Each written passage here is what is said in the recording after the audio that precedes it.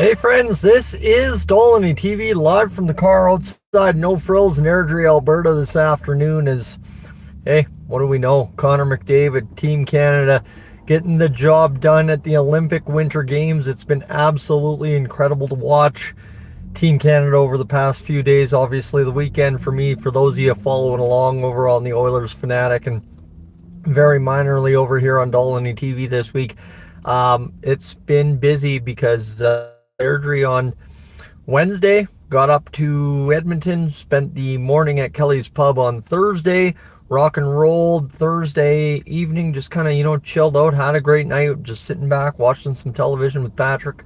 And then, rolled up to Cold Lake first thing in the morning, got there by noon, over to Mamacita's, and end of the day, I ended up missing the, Switzerland game because we had the Alberta Winter Games to get ready for me and the crew that ran the in-house and live stream production. So that was fantastic. Let me tell you, if you haven't already had a chance to check out the Alberta Winter Games opening ceremonies, check out a little bit of my camera work. You know me for talking on camera, but I tell you, I've turned into a half-decent camera person in my own humble opinion. I'll tell you that much. So I definitely encourage you to go over to Vimeo, go over to Lakeland Streaming Services on Vimeo, click on the 2026 Alberta Winter Games uploaded footage. I would prefer you watch the uploaded footage again, kind of when you jam 35, 45, 4,800 people into Imperial Place in Cold Lake, the internet just stops working. So again, the upload quality on the live stream, not necessarily the best, but the upload quality on the recorded version that Dustin over at Lakeland Streaming Services has gotten up on there over on Vimeo, definitely worth your time to check out. It was a spectacular spectacle. I needed both words and I had to get there. So friends, if you're new to the channel here on Dolynny TV right now, I want to encourage you to hit that subscribe button. Obviously, it's been a quiet past month here on the channel. I apologize for that. I think I made that clear in another video early on. Life comes first, so it just kind of is what it is. As you know, the Oilers, life's been happening, and we talked about it with Patrick, kind of the topics that are happening, right? Paul Coffey, coaching staff, you got as well Calvin Pickard, you got a couple of things floating around, what's happening with the trade deadline. Today, an interesting name for those of you that thought he was an interesting guy that didn't get enough of a chance with the Oilers, in, of course, Jeff Skinner. Now looking to be available, unless obviously it gets claimed off of termination waivers by somebody else from the San Jose Sharks. He looks to be available in the free agent market at some point here over the next little bit for the Edmonton Oilers and anybody else in the NHL. So that is an intriguing option. Again, the Oilers, free players, typically a good thing. So is there a possibility maybe Jeff Skinner comes back to the Oilers? Again, league minimum deal. The Oilers have a history of doing these kind of things, so I'm not saying they are going to, but they have a history of doing these things. Whether the chapter's closed with Jeff Skinner or not, that's, that's up to them to decide, not up to me to decide. So fine and dandy. But really, other than that, the Bakersfield Condors, things are kind of, humming along down there and just kind of doing their own thing. But the reason I want to talk about the Bakersfield Condors is kind of what happens coming out of the Olympic break. We've talked a lot about what happens for the Edmonton Oilers coming out of the Olympic break, or what might happen for the Edmonton Oilers coming out of the Olympic break, but we haven't spent much time kind of discussing the organization as a whole. And really, you're watching over the past month and a half, or whatever it's been with Connor Unger, the emergence of a goaltender in the pipeline, right? And we're talking about a young guy who has upside, who has tremendous ability to stop pucks at the AHL level, at least in the time he's shown so far. So, that's good news on that front. I know Atro Lepinin, as far as I know, unless he got injured in the last game he played in, has returned for the Bakersfield Condors after missing almost 20 games. So good news there. Atro Lepinin, again, signing that extension with the Oilers not too long ago. You've got up front a dynamic group of characters at the Bakersfield level.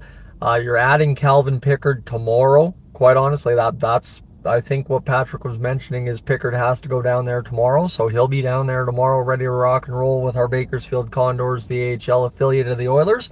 And, let's not forget that there's some nice pieces on the farm that we haven't brought up to the NHL yet. Whether the Oilers choose to do that or not will remain a mystery. And of course, I don't know if with the double retention and everything, all the changes to how the caps work with the trade deadline and contracts and all that, that the NHL pushed through in the new CBA. My question I don't have answered yet, and I will have to speculate at least for this point, is if you get more than 4 recalls post trade deadline. That's typically always been the rule as far as I've understood it.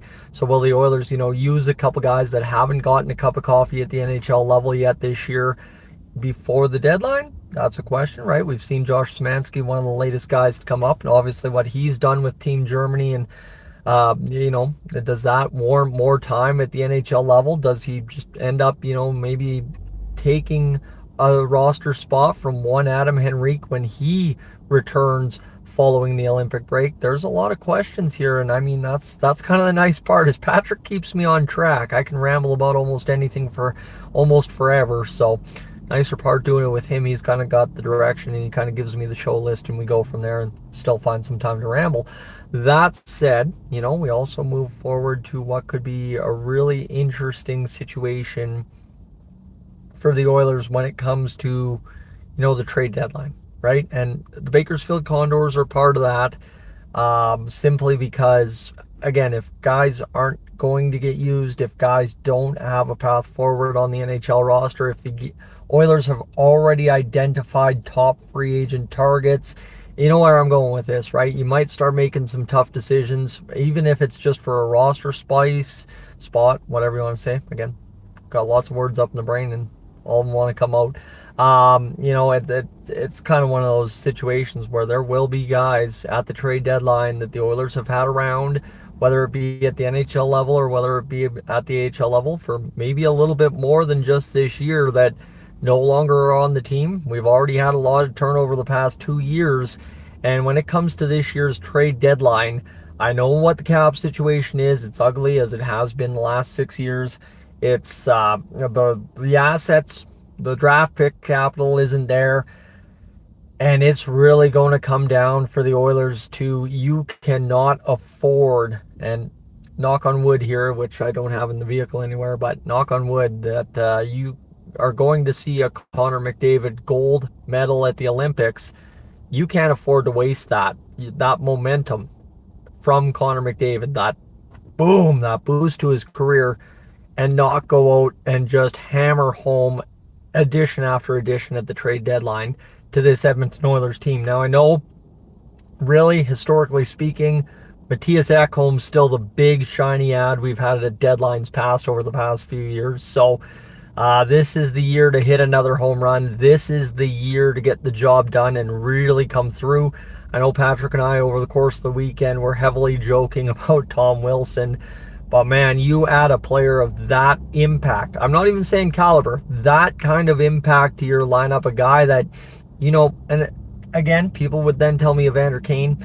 I think that ship sailed, and if it hasn't, that's great, and maybe you add him in, because again, what else is the rest of the bottom six doing? That's the question there. So I think all options are all on the table across the NHL for the Edmonton Oilers, and when it comes down to it, again, that's going to cost guys who have been around here their jobs with the Oilers. They'll be shipped elsewhere, and that's kind of been the case here the past little bit for the Oilers. So it is just going to be all for a Stanley Cup. And, the cup or bust mantra has been around. I understand that. There is no other acceptable result. And I know they mean the same thing, but quite honestly, Connor McDavid wins a gold medal at this year's Olympics in Milano Cortina, and there is simply no other result that the Oilers can stomach or sell to us fans, really, or sell to Connor McDavid and Leon Draisaitl, other than a Stanley Cup. Friends, thank you so much for being aboard here today. I hope I covered everything that was in the title. If you're just tuning in, definitely feel free to watch the replay when it becomes available in about 3 minutes' time. And thank you for being aboard here. And again, I will close up shop today by also telling you, if you haven't already gone over to the Oilers Fanatic, I need you to get that done. Go over there, hit that subscribe button. Patrick, closing in on 10,000 subscribers, would love to have you get that done, so as you can get what I will tell you. I know what I do in a day. I will tell you the best Oilers coverage on YouTube, the best package, the best everything. It's over on the Oilers Fanatic, and you want to make sure you go check that out. Friends, thanks for being live from the car with me here outside No Frills in Airdrie, Alberta. for right now, I am up on out of here.